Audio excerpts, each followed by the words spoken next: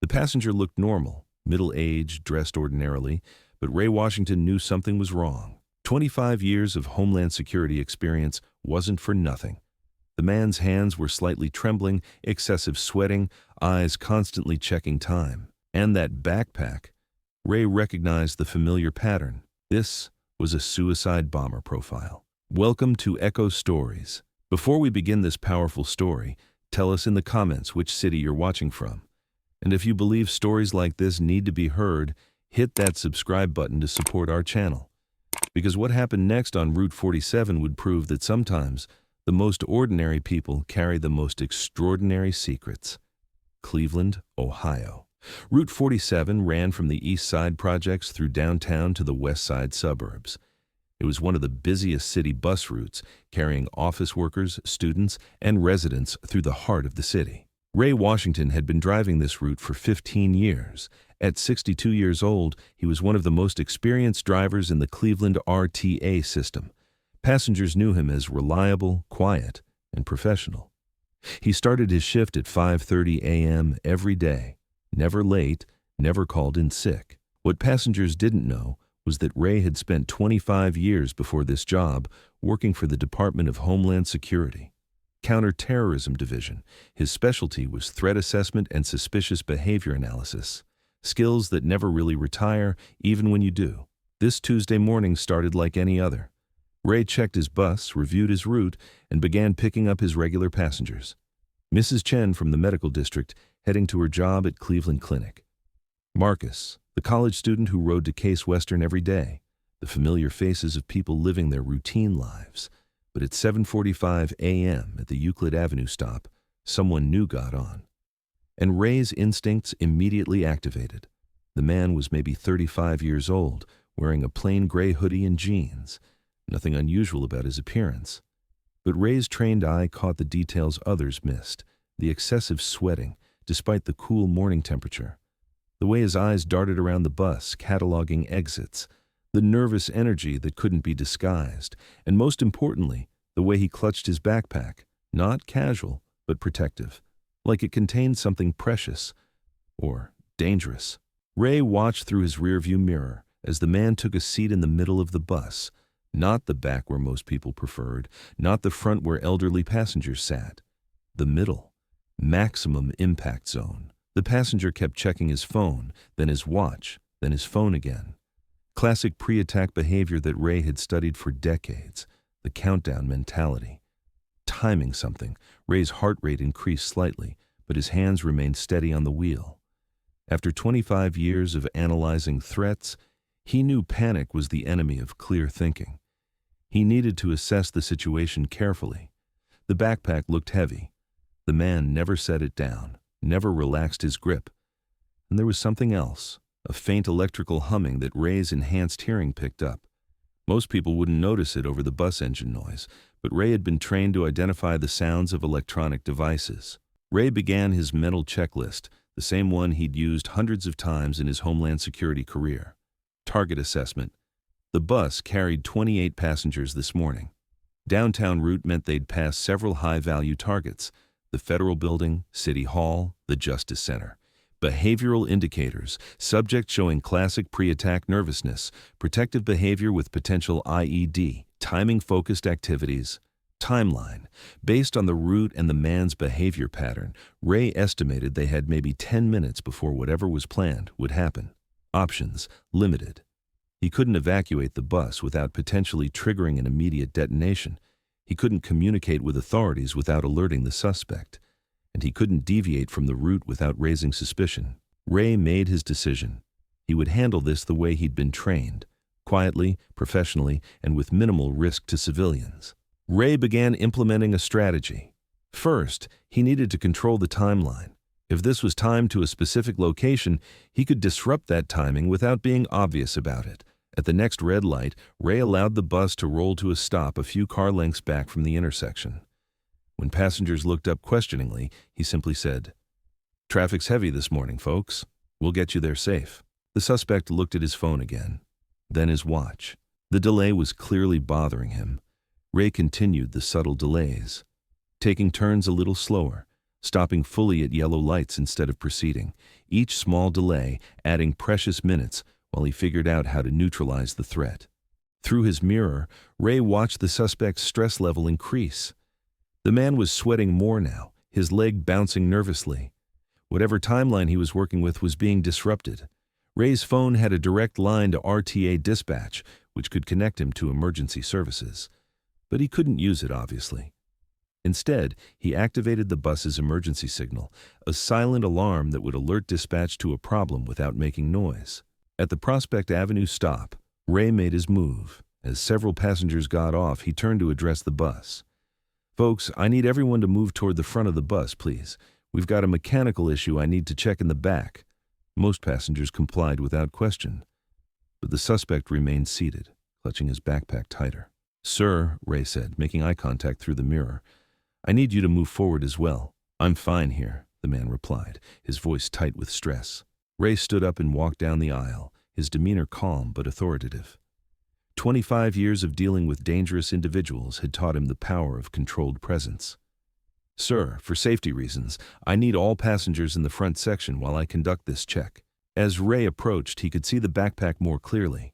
Wires were visible through a partially open zipper, electronic components. This was definitely an IED. The suspect looked up at Ray, and for a moment their eyes met. In that instant, the man realized Ray knew exactly what he was carrying. "You're not just a bus driver, are you?" the suspect said quietly. Ray's response was calm and measured. "I'm exactly what I need to be to keep these people safe." The man's hand moved toward a trigger device attached to his backpack, but Ray was faster. 25 years of tactical training against a nervous amateur. In one fluid motion, Ray grabbed the man's wrist, applied a pressure point technique, and secured the trigger device. The suspect cried out in pain but couldn't activate the bomb. "Everyone off the bus now!" Ray commanded, his voice carrying the authority of his former position. "Emergency evacuation! Move to the sidewalk immediately." Passengers, hearing the sudden change in Ray's tone, quickly exited the bus. Within 90 seconds, the bus was empty except for Ray and the would-be bomber. Ray examined the device while maintaining control of the suspect. His Homeland Security training included basic bomb disposal, though he wasn't a full EOD specialist. The device was crude but functional. Cell phone trigger connected to what looked like plastic explosives, enough to destroy the bus and kill everyone on board, plus cause significant damage to surrounding buildings. Ray carefully disconnected the primary trigger mechanism while keeping pressure on the suspect's wrist. The man was crying now, realizing his plan had failed. "Why?" Ray asked, though he'd heard similar motivations hundreds of times before. "They destroyed my country," the man sobbed. "I wanted them to feel the same pain." Ray felt the familiar sadness that came with these encounters. Another life destroyed by hatred and manipulation. Police sirens were approaching. Ray's emergency signal had worked, and dispatch had sent backup. But the immediate threat was neutralized. Police, FBI, and bomb squad arrived within minutes. Ray calmly briefed the tactical team leader while keeping the suspect secured. "Sir, what's your background?" the FBI agent asked after hearing Ray's professional assessment of the situation. "Former Homeland Security, counter-terrorism division, retired 5 years ago." The agent looked at Ray with new respect. "What are you doing driving a bus?" "Honest work, helping people get where they need to go safely." The bomb squad confirmed Ray's assessment. The device was live and would have caused massive casualties. His quick thinking and professional response had prevented a terrorist attack. Local news arrived, but Ray declined interviews. "I just did what anyone with my training would do." Word spread quickly through Cleveland about the bus driver who prevented a terrorist attack. Ray's fellow drivers were amazed. They'd worked alongside him for years without knowing his background. "Ray's always been quiet," said Maria Santos, another Route 47 driver. "But now it makes sense. The way he carried himself, how he handled difficult passengers. He had that calm authority." Passengers from Route 47 reached out to thank him. Mrs. Chen brought him homemade soup. Marcus, the college student, wrote a letter to the local newspaper praising Ray's heroism, but Ray deflected the attention. "I'm not a hero. I'm a bus driver who happened to have relevant experience. The real heroes are the people who do this job every day without any special training." Ray's Homeland Security career had been distinguished but classified. He'd worked on threat assessments for major events, analyzed terrorist communications, and helped prevent numerous attacks that the public never knew about. "Why did you retire to drive buses?" a persistent reporter asked. Ray thought carefully before answering. "After 25 years of hunting threats, I wanted to spend my time helping ordinary people live their lives. This job lets me serve my community in a different way. Do you miss the action?" "I miss knowing that my work protected people. But this work protects people too, just differently. I get Mrs. Chen to her job safely. I help Marcus get his education. That matters." The FBI investigation revealed that the would-be bomber, Ahmed Hassan, had been radicalized online over several months. He'd planned to detonate the device near the federal building during morning rush hour, when maximum casualties would result. Ray's intervention hadn't just saved the 28 people on his bus, it had prevented deaths of hundreds of pedestrians, office workers, and people in surrounding buildings. Special Agent Jennifer Walsh led the investigation. Mr. Washington's actions prevented what could have been the worst terrorist attack in Cleveland's history. His experience and quick thinking under pressure were exceptional. But Ray remained humble. "I had advantages: training, experience, pattern recognition. Most people don't have that background. I was just in the right place at the right time." Despite Ray's reluctance, the city decided to honor him. Mayor Justin Bibb presented him with the key to the city in a small ceremony. "Ray Washington represents the best of Cleveland," the mayor said. "Quiet service, professional excellence, and courage when it matters most." Ray's acceptance speech was brief. "I accept this on behalf of all the public transportation workers who keep our city moving safely every day. They're the real heroes." The RTA offered Ray a promotion to supervisor, but he declined. "I like my route. I know my passengers. They depend on me." 2 weeks after the incident, Ray was back on Route 47. Same schedule, same route, same quiet professionalism. But passengers looked at him differently now. Some approached him to express gratitude. Others just nodded with new respect. A few asked about his background, which he politely deflected. "Are you nervous about driving after what happened?" asked Sarah Kim, a regular passenger. "Ma'am, I've been nervous about threats for 40 years, but I can't let fear stop me from doing my job. These routes matter. Getting people where they need to go safely matters." Young Marcus, the college student, was particularly curious. "Mr. Washington, what was it like working for the government?" Ray considered his answer. "It was important work, but this is important work too. Maybe more important because it's about helping people live normal lives instead of hunting threats." Ray's experience had reminded the entire RTA system about the importance of vigilance. Driver training was updated to include basic threat recognition. Ray consulted on the new procedures. "Most threats won't be as obvious as what I dealt with," Ray explained to fellow drivers. "But trust your instincts. If something feels wrong, report it. Your judgment could save lives." Other transit systems reached out for Ray's advice. He reluctantly agreed to help develop training materials, though he insisted his name not be prominent. "The focus should be on the techniques, not on me," he said. "Every driver can learn to recognize suspicious behavior. It's not complicated, just systematic observation." Alone in his apartment that evening, Ray reflected on the day that changed everything. A photo on his mantle showed his Homeland Security team from 2018. Good people, dedicated professionals who'd spent their careers protecting others. Another photo showed his current Route 47 family. Mrs. Chen, Marcus, Maria the driver, dozens of regular passengers who depended on him every day.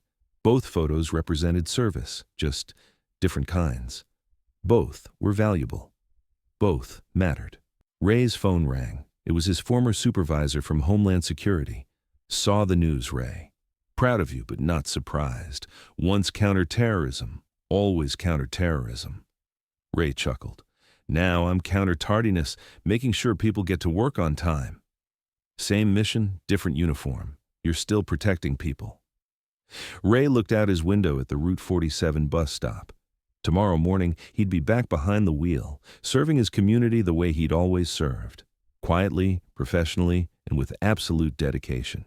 8 months later, Ray Washington still drives Route 47. Same 5:30 a.m. start time, same professional demeanor, same commitment to getting people where they need to go safely. But now he carries a different kind of awareness, not just the hypervigilance of his Homeland Security days, but a deeper appreciation for the ordinary people living their lives with courage and hope. Mrs. Chen still brings him soup sometimes. Marcus graduated and got a job downtown, but still rides Ray's bus.